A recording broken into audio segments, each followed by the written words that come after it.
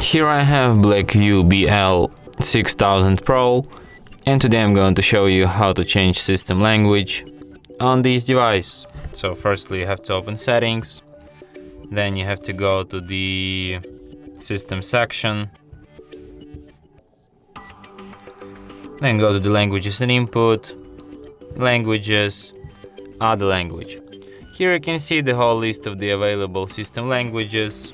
So let's pick, for example, Ukrainian, and then to set Ukrainian as a display language, just drag it on top like this, and after that language changes automatically.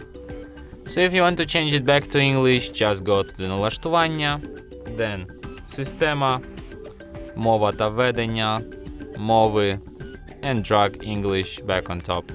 And that's it. Thanks for watching.